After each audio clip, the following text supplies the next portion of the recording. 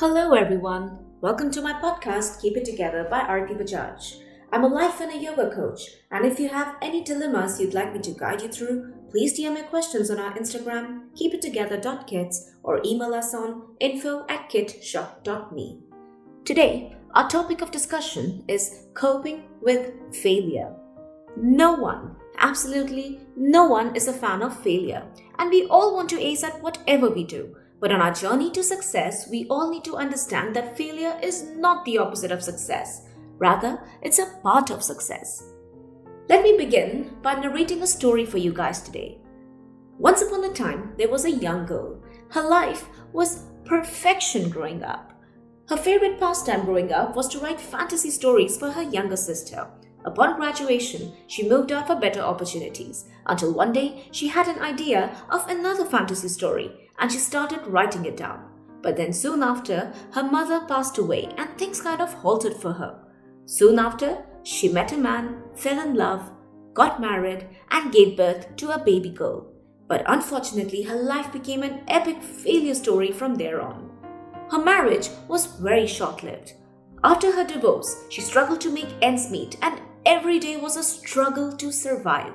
She saw herself as a complete failure. She was divorced, jobless, and a single mom. Because of all this, she plunged into bouts of depression. However, she managed to keep it going and put in her entire energy into finishing her incomplete fantasy story. You see, it was her only escape. Once the story was complete, she approached a few publishing houses, but all of them rejected her manuscript. All of them but one small publishing house decided to give it a go after the owner's 8-year-old daughter fell in love with the story after reading the first chapter. This book received its first award 5 months after it was published, and today it's a global brand worth $43 billion. This story is of none other than the author of the Harry Potter series, J.K. Rowling. So, you see, we are usually in awe of these successful people, but each one of them has a failure story before their success story. Now let me guide you all through a few ways to make peace with failure. Firstmost, take responsibility. Taking responsibility of your actions is extremely crucial. When we mess up, we usually find ourselves indulging into a blame game. However, taking responsibility can help you in avoiding a failure to reoccur. Secondly, we should all learn to treat a failure story as nothing but a valuable experience. Every time we fail and fall, we understand and learn a bit more of what not to do.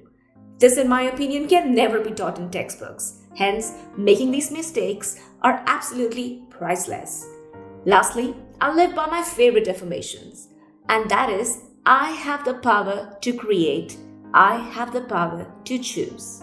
So, please, stop dwelling in the past and drowning yourself in that negative self-talk. Rather, embrace your failures and go create your beautiful success story.